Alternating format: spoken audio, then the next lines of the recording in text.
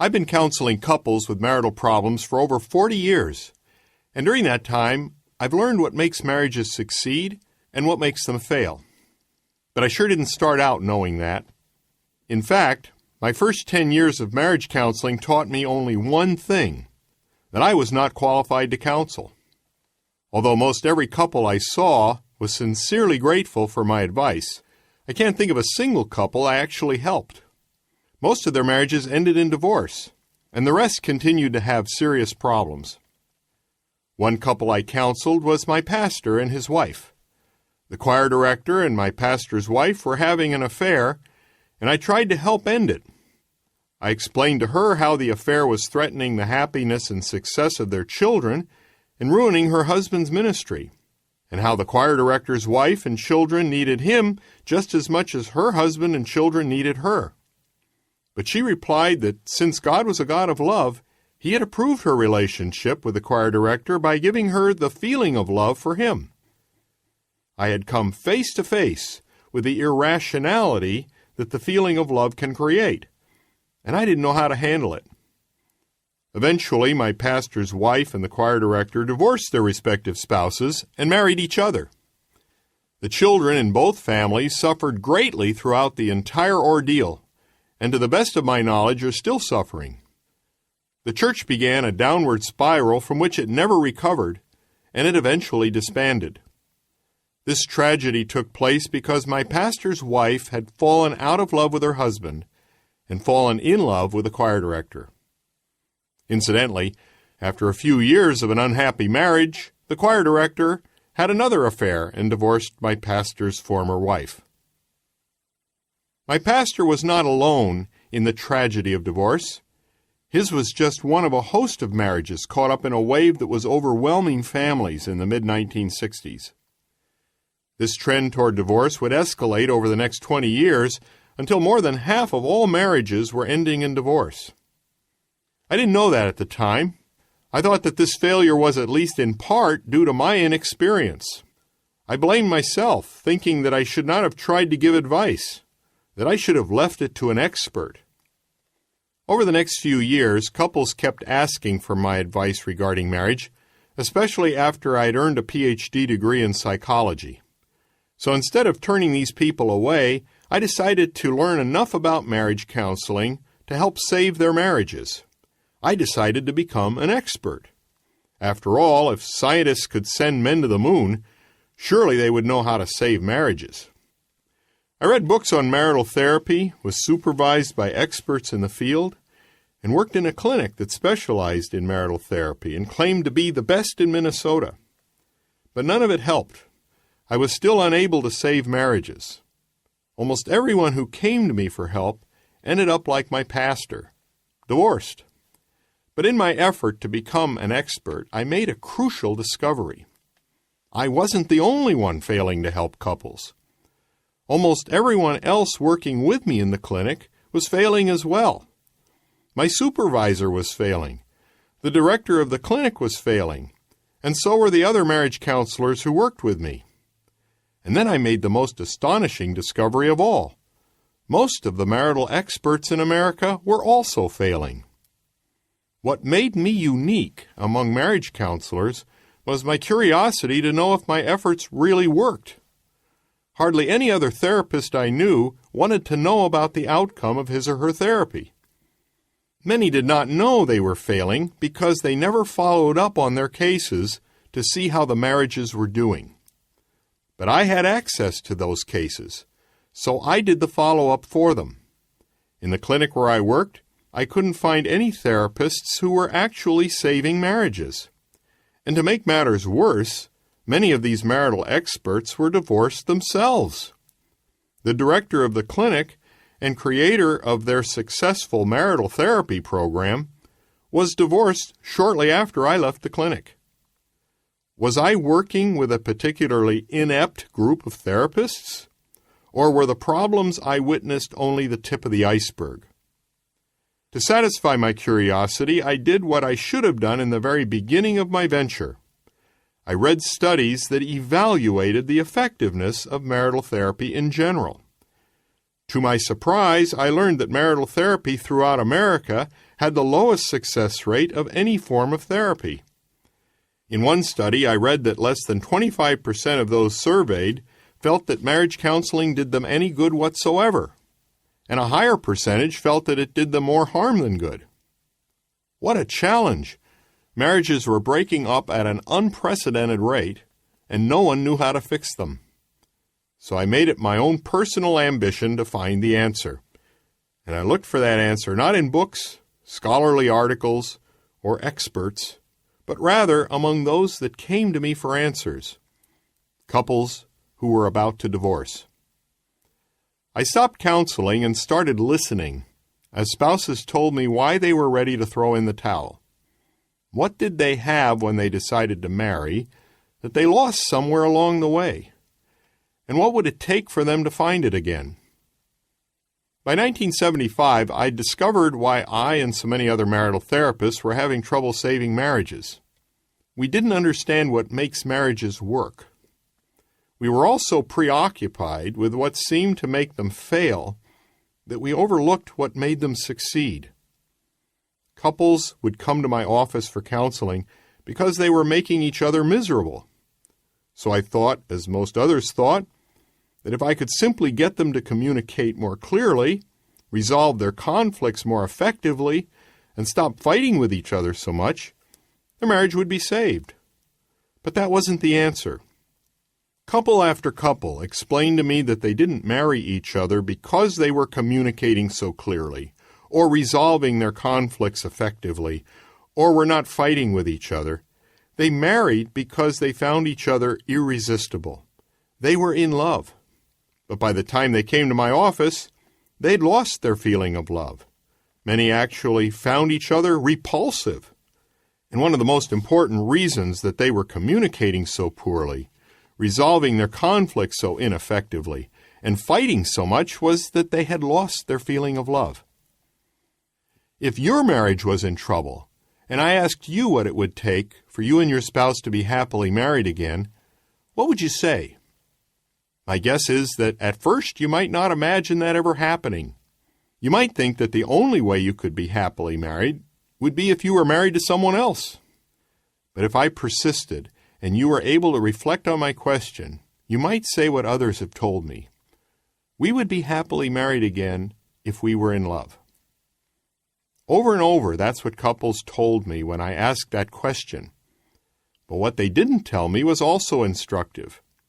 They didn't tell me that if they communicated better, or resolved their conflicts, or stopped fighting so much, they would be happily married.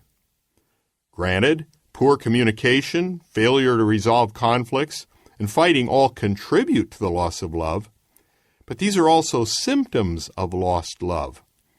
In other words, I began to realize that if I wanted to save marriages, I would have to go beyond improving communication. I would have to learn how to restore love. With this insight, I began to attack emotional issues with couples rather than rational issues. My primary goal in marital therapy changed from resolving conflicts to restoring love. If I knew how to restore love, I reasoned, then conflict resolution might not be so much of an issue. My background as a psychologist has taught me that learned associations trigger most of our emotional reactions. Whenever something is presented repeatedly with a physically induced emotion, it tends to trigger that emotion all by itself. For example, if you flash the color blue along with an electric shock and the color red with a soothing back rub, eventually the color blue will tend to upset you and the color red will tend to relax you. Applying the same principle to the feeling of love, I theorized that love might be nothing more than a learned association. If someone were to be present often enough when I was feeling particularly good, the person's presence in general might be enough to trigger that good feeling. Something we've come to know as the feeling of love. I could not have been more correct in my analysis. I found that this hypothesis proved to be true, and it's the key to being a successful marriage counselor. I began to encourage couples to try to do whatever it took to make each other happy, and avoid doing what made each other unhappy.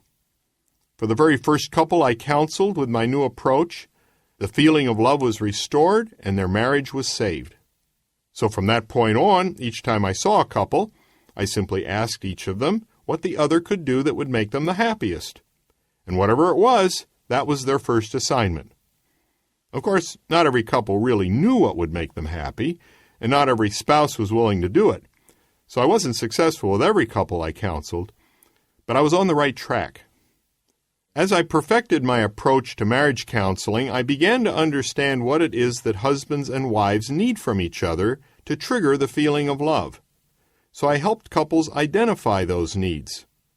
I also became increasingly effective at motivating them to meet whatever needs were identified, even when they didn't feel like doing it at first. Before long, I was helping almost every couple fall in love and thereby avoid divorce. Up to this point in my career, I was teaching psychology full-time and counseling part-time. I did not charge couples for my services because I knew I had been ineffective in saving marriages. But as soon as my new method proved to be successful, I quit my secure job as a professor and took the risky step of earning my living as a marriage counselor. After 1 month, it was clear that I'd made the right choice. My schedule was full, and I was saving marriages. The reason my pastor's wife was willing to sacrifice everything that was important to her, her marriage, her children, her career, even her faith, was that she was in love with the choir director. If I had been able to redirect her feeling of love from the choir director to her husband, their marriage would have been saved, and the tragic events that followed would have been avoided. It was her feeling of love that got her into the mess she was in, but the feeling of love would also have saved her. I only wish I knew then what I know now. And I want you to know what I know now. I want you to fully understand how important your feeling of love and your spouse's feeling of love is to the survival of your marriage. Whether you know it or not, or whether you believe it or not, your marriage depends on the love you and your spouse have for each other. But I want you to do more than understand the importance of love in marriage. I want you to be able to recreate it if it's been lost, and sustain it if you're still in love. By the time we're finished with this book, you'll have the tools to do just that. It will help you turn a potential disaster into a personal triumph. Since the feeling of love is so important in marriage, I'll begin by helping you understand what the feeling of love is. I'll do this by introducing you to the first basic concept I created to help couples understand the rise and fall of their love for each other. I call it the love bank. But before we do that, let's review the key principles from this chapter. The feeling of love is such a powerful emotion that to sustain it, people are willing to sacrifice almost anything: their marriage, their children's happiness, their career, and even their faith.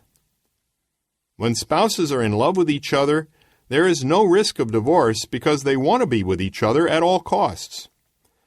But when they're not in love, they lose their most important emotional reason to be together, and the risk of divorce is very high even if they've learned how to communicate effectively with each other. Marriage counselors who focus attention on communication skills and conflict resolution can't save marriages if their efforts don't lead to triggering the feeling of love in couples they counsel.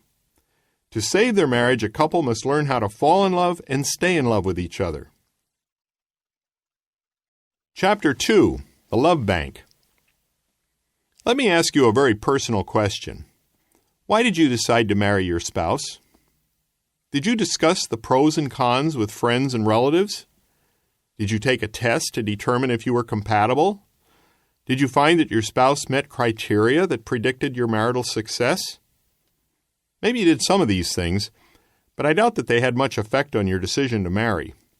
Most couples marry each other because they're in love. And when you're in love, you can't imagine living without each other.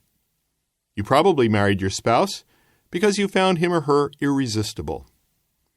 That's how it was for my wife, Joyce, and me.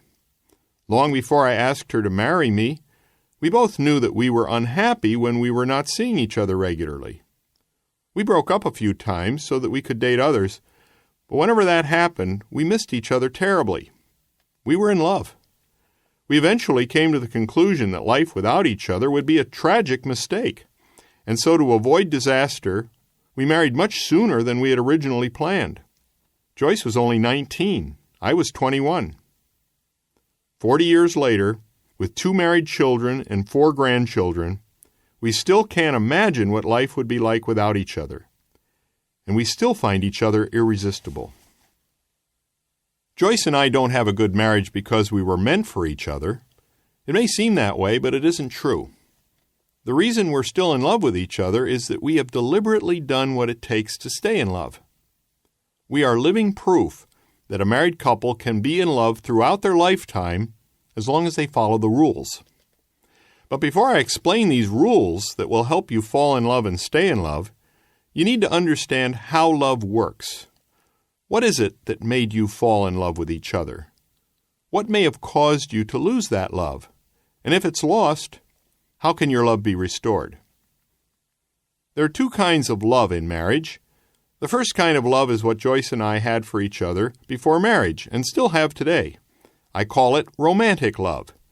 It is the feeling of being in love, finding someone irresistible. Romantic love is not something mystical or magical. In fact, it's an emotion that your brain creates whenever certain conditions are met. And your brain can eliminate the emotion when other conditions are met. It can be turned on and off with predictable certainty, and it can even be measured scientifically. After I discovered that helping couples fall in love saved their marriages, I wanted to be sure my methods were actually creating the feeling of love in couples that I counseled. So I designed a test to measure whether or not they were in love with each other. I started out with about 100 questions that I thought would measure the feeling of love, and I gave those questions to several hundred people who told me they were in love and several hundred people who told me they were not in love. A statistical item analysis picked 20 questions out of the original 100 that were the most highly correlated to being in love. I called my final test the Love Bank Inventory. Each item was to be answered with a number from a -3, definitely no, to a +3, definitely yes. A 0 meant that you didn't really know how you felt. I won't give you the entire test or even let you know how it's scored, because when couples are not in love, they are usually so offended by each other's low scores that they feel like giving up. But I'll give you a few sample questions so you have a better understanding of how I measured the feeling of love. Do you usually have a good feeling whenever you think about your spouse? Would you rather be with your spouse than anyone else? Do you enjoy telling your spouse your deepest feelings and most private experiences? Do you feel a chemistry between you and your spouse? Does your spouse bring out the best in you? These questions get at the very essence of what the feeling of romantic love is. It's a feeling of incredible attraction for someone of the opposite sex. For those that have it, it's a feeling that is unmistakable, and it can be sustained indefinitely. If my goal as a marital therapist is to help couples recreate their feeling of love for each other, you can see how important it is for me to be able to measure that love. Otherwise, how do I know my methods are succeeding or failing? So each time a couple sees me for a counseling session, they must complete the Love Bank Inventory. That way I know how close they are to experiencing the first kind of love. There is a second kind of love in marriage that is also very important. I call it caring love, because it represents a decision to care for your spouse, to do what you can to make your spouse happy. People can have caring love in many types of relationships.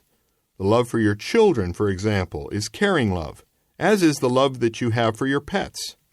In fact, we often care for people we don't even know when we decide to invest time and resources in charitable organizations that help people. As a psychologist, I spend much of my time caring for strangers. Although I've not done it, I could have easily developed a test to measure your willingness to care for your spouse. It would include questions about how concerned you are about your spouse's happiness, and what you've done to improve your spouse's quality of life. But a test of care would not necessarily predict your marital happiness and success. That's because your care may not actually trigger your spouse's feelings of romantic love toward you. For example, you may want your spouse to be happy more than anything else, and you may be willing to do whatever it takes to make your spouse happy. But if you don't know what to do or how to do it, your good intentions will not get the job done. If your spouse enjoys hamburgers and hates hot dogs, and you don't know it, the hot dog casserole you made with all your love will cause you to be associated with his or her gagging and choking. Your hard work will go for naught, and it would be better if you had done nothing. But if you put your energy into a hamburger platter, you will hit the bullseye. Those hamburgers might be just enough to trigger the feeling of love. Some marriage counselors think that all your spouse really wants is to know that you care, but they're wrong. Knowing you care is not enough to create romantic love. I've counseled hundreds of couples that care about each other, yet have filed for divorce. But I have yet to know of a couple in love with each other who are even contemplating divorce.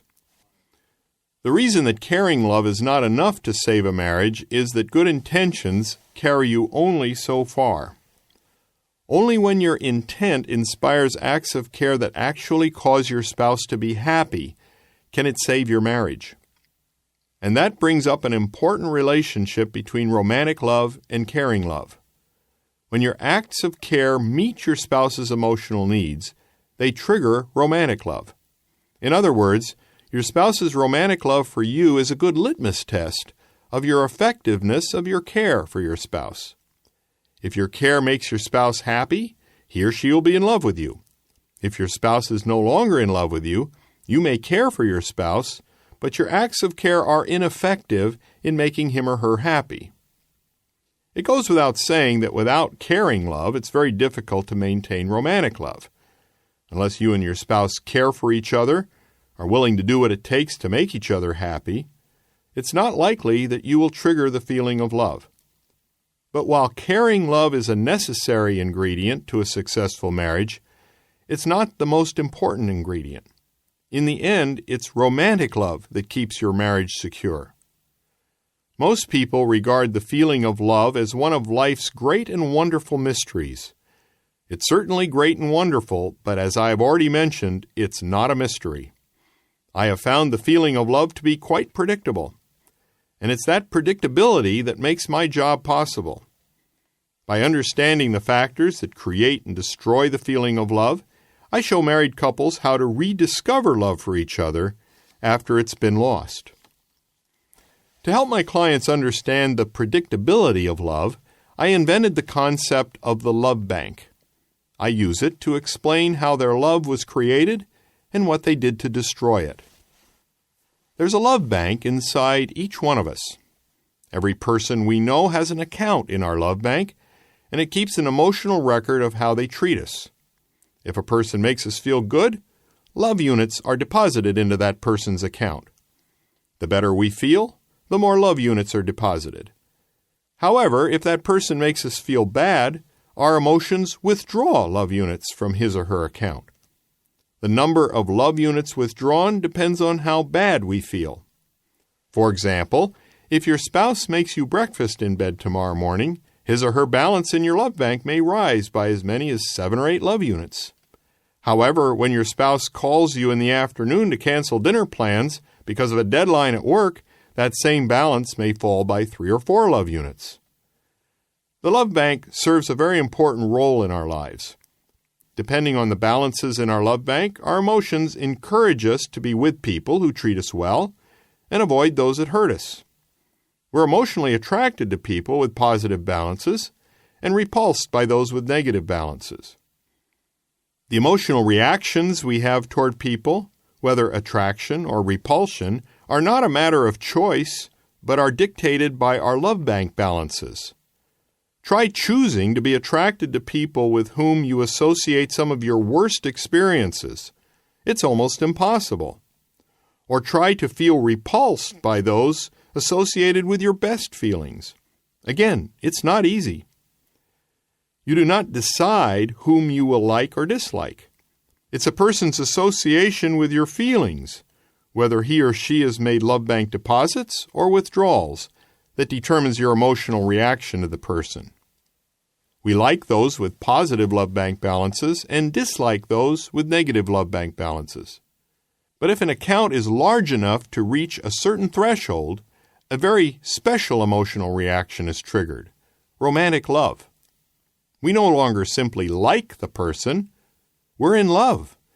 And as I already mentioned, being in love is a feeling of incredible attraction to someone of the opposite sex. The feeling of love is the way our emotions encourage us to spend a great deal of time with someone who has the ability to take especially good care of us. Someone who is effective in making us very happy and also knows how to avoid making us unhappy. We want to spend time with someone we like, and by giving us the feeling of romantic love, our emotions inject added motivation. We find ourselves not only wanting to be with the person, but craving time with that person. When we're together, we feel fulfilled, and when apart, we feel lonely and incomplete. So the feeling of love is usually effective not only in drawing people together for significant amounts of time, but also in encouraging them to spend their entire lives together. But our emotions give us more than just a feeling of love. When they identify someone who makes us happy, they also motivate us to reciprocate by making that person happy. In other words, we're motivated to give caring love, and it seems almost effortless for us to do what makes the one we love the happiest. Have you ever noticed that when you're in love, you seem instinctively affectionate, conversant, admiring, and willing to make love? That's because your emotions want to keep that person around. So they give you instincts to help you make that person happy. If your efforts are effective, they trigger his or her feeling of love for you. The look of love not only communicates our feeling of love for someone, but also reflects our instinct to do whatever it takes to make that person happy. But what goes up can usually come down, and love bank balances are no exception. As almost every married couple has discovered, the feeling of romantic love is much more fragile than they may have originally thought. And if love bank balances drop below the romantic love threshold, a couple not only loses their feeling of passion for each other, but they lose their instinct to make each other happy. What was once effortless now becomes awkward and even repulsive. Instead of the look of love, couples have the look of apathy. And without love, a husband and wife no longer want to spend their lives together. Instead, they start thinking of divorce, or at least living most of their lives apart from one another. It should be obvious to you by now that the love bank is an extremely important concept in marriage.